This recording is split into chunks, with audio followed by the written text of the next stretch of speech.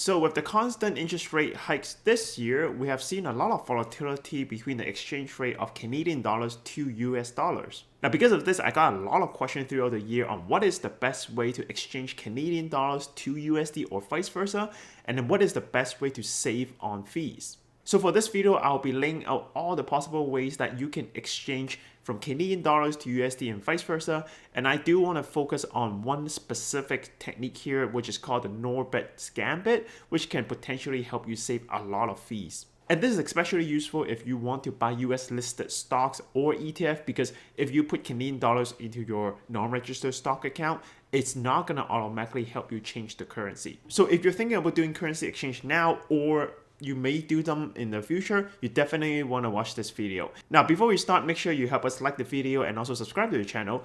And if you want, you can also join our free private Facebook group. The link to join in the description below. All right, without further ado, let's jump into today's video. So there are, in general, 4 different ways of changing currency from USD to Canadian or vice versa. I'm going to first talk about 3 ways very quickly because they're very conventional. I just want to get that out of the way. Now, the very first way is obviously just go to your bank and do it through your bank. The pros of this is that it's extremely simple and convenient. As long as you have a Canadian dollar account and a USD account with the same bank, you can probably do them all through online banking. Now, the downside with this is usually, even though they say they do not charge you fees, a lot of times the exchange rate is actually not that good. So if you actually compare side by side, as we'll do later on with the alternatives, you realize that you do not get as much USD back or Canadian back if you do exchange vice versa. Usually a bank is something I would not use, and if I really want something quick, I would use the second and the third alternative. So let's talk about the second alternative, and this is using TransferWise. TransferWise is actually an old name, now it's known as just Wise. It is basically a very secure online platform that try to facilitate currency exchange rate, and it can exchange from any currency to any currency, so it's extremely convenient to use. Now, the good thing about this is usually I've done it several times and my clients have used them in the past as well. They do give a better exchange rate versus what you would get at the bank typically, even after charging some fees off of you. So for example, on the screen, I compare a RBC quote that I got directly from their website versus Wise. You can see that Wise is going to give you more even after taking off their own fees. Now, the downside with this, I would say, is it usually take 1 extra more day versus using through the bank. So if you are on a tight schedule, then maybe Wise is not something you want to use, and you may want to just go to the bank and do it yourself, or use your third alternative, which is using your local currency exchange companies. So for example, in Vancouver, we have the VCBE, the Bullion Exchange. It is actually a very good service, and I've used it many times. But usually if I have to go to US and exchange some petty cash. Now, generally their rates are pretty good, only a fraction lower than Wise most of the time when I compare. The good thing about this is you can walk in and just use your debit card to pay right away, and they will give you cash on the spot, provided the amount you're requesting is not too much. If it's a large amount, you can also make appointments with them and pre-order your exchange online. Now, with those kind of conventional out of the way, today I really want to spend more time to talk about the NORBERT'S Gambit, because a lot of people, actually myself included, like using this method over the other 3. So basically how it works is you're going to be using online stock trading platforms to facilitate this kind of currency exchange. Now, this will generally take several days longer than the first 3 alternative, but in my opinion, you're probably going to get one of the best exchange value in there. I'm going to use my own money and show you in a second. And also, it's especially important if you have something like a Questrade account and you want to deposit Canadian cash in there but buy US listed stocks or ETF, because in a non-registered account, they're not going to help you exchange your Canadian dollar to USD automatically for this buy.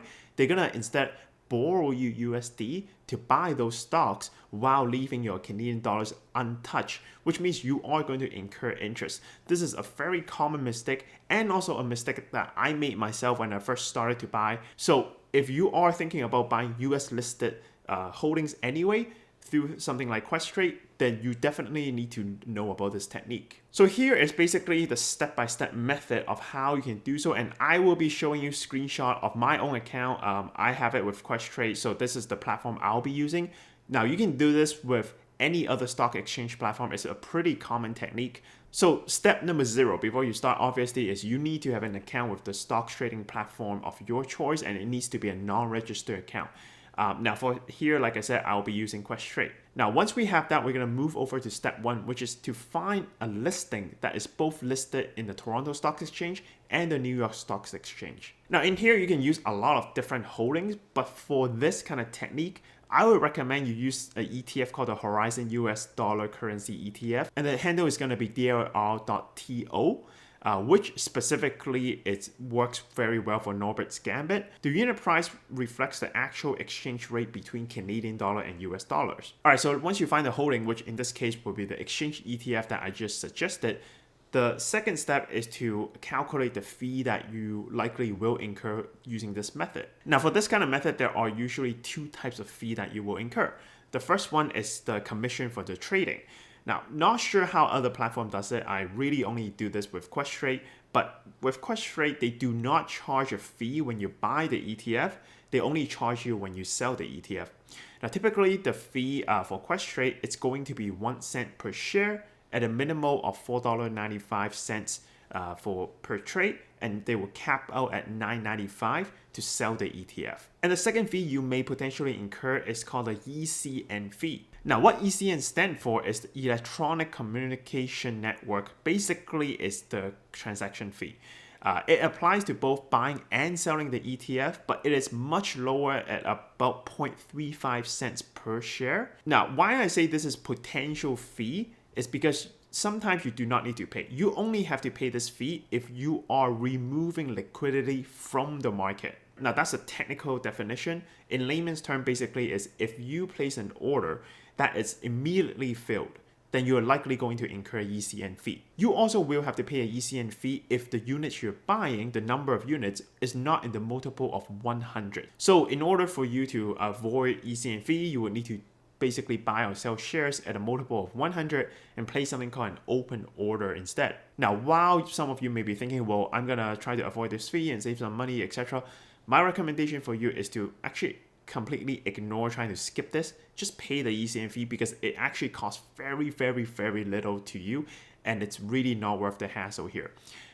In order for you to calculate how much the fee you actually have to pay in real time, based on the amount you're trying to exchange, I've provided a link to a calculator in the description below. I didn't make this calculator. It is actually from a very good website called Wealth Savvy.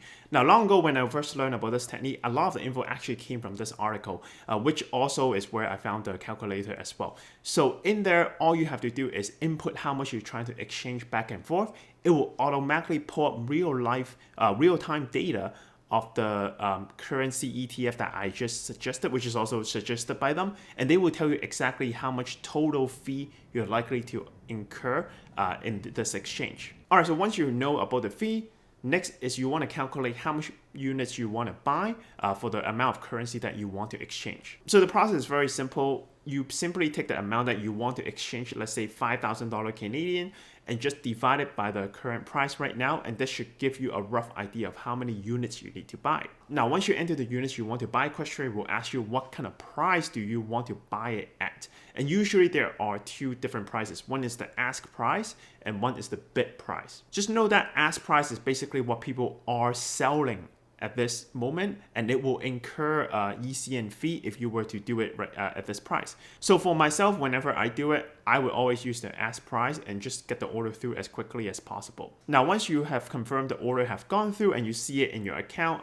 the ETF sitting there, the 4th step, you should actually reach out to Questrade and change this to a US version of the same holding. Now, in order to do this, you can email them, call them, or use the live chat. Myself, I've always used the live chat because it's extremely quick to get a hold of them, and they are also very, very easy and very quick to use and communicate with. What you want to do here is once you connected with them, you give them your account number, you confirm your identity, and then you want to tell them that you want to journalize the ETF you just bought into a USD version. So once you have done that, next step is to actually wait a couple of business days because they will take time to journalize. About, I would say, 3 business days, when I check my account again, I see they are now DLR.U.TO, which means they're now in USD. And once you see it, depending on when you need the USD, usually I would just sell it right away and then exchange them into USD cash, so then I can use that money to buy other stocks or ETF. On here, you can see after comparison, after I pay the commission and the ECN fee versus using Wise, it's actually even higher than Wise Transfer. And it is definitely better than using Questrade's currency exchange service directly, because it will charge you, I think it's either 1.45 or 1.75% as a fee if you were to do this without doing the NORBERT'S Gambit I just talked about. Now here you can see a side-by-side comparison where I've listed the amount I actually got in using NORBERT'S Gambit versus using Questrade's direct services. So there you go, that is actually how you use NORBERT'S Gambit. Now, before we wrap up the video, let's go over some common FAQ that people would have when they're using this or trying to decide if they want to use this or not. The first question is always that, hey, if I have to wait a couple business days for this journalization to be finished, wouldn't I potentially be losing out on currency exchange rate if there's a fluctuation during these couple days? The answer is that there will be no fluctuation if you're going from Canadian to USD, but there will be potential fluctuation going from USD back to Canadian using this method. The reason why is because when you go from Canadian to USD, when you buy that ETF, the rate that you're buying at is actually locked in the moment you process the trade. However, if you go from USD to Canadian, then the rate is actually locked in at the very end of the process. So yes, you will go through fluctuation, which is why I like to use this method when I go to Canadian to USD. But if I'm going from USD to Canadian, I likely would use Wise instead because the rate is actually locked in for 96 hours. So I don't need to worry about fluctuation during those times. All right, so moving on, common question to ask is, okay, this method sounds good, but when is it not a good time to use them? So here are some situations where you may not want to use NORBERT'S Gambit. First one is, like I said, going from USD to Canadian because you will face that currency risk in that 3 to 4 business days. Second situation is if the exchange amount is around $500 to $700-ish, because the fee, remember, the minimum fee you have to pay is about $4.95 when you do this trade with the ETF, which could be slightly higher than the break-even point. So if you are doing anything less than that amount, you might as well go to local currency exchange or use something like Wise. They're likely going to charge you a lot less than doing the NORBERT'S Gambit. And finally, because of the 3 to 4 business days, do not use this if you need the money in a hurry. I would always just walk into my local currency exchange, use my debit card, and get the cash right away on the spot, provided that the amount is not, over the limit or they require you to make an appointment, etc. Usually a couple $100 or even up to $1,000, they should be able to process for you, no problem. All right, so that's everything I wanted to share today. Just a very quick video on how to do different currency exchange methods. So if you like everything I'm talking about today, hit the like button once. If you don't like them, hit the dislike button twice. Next, what I want to hear from you is, do you know any other way of doing currency exchange, or do you also use NORBERT'S Gambit quite a bit? Let me know in the comment down below. And if you like these kind of videos, I do upload them 8:30 EST every Tuesday, so make sure you like and subscribe to the channel. Click the bell button so you get all the notifications in the future. Alright, this is Jacky. I hope you found this interesting. I'll see you next week. Bye!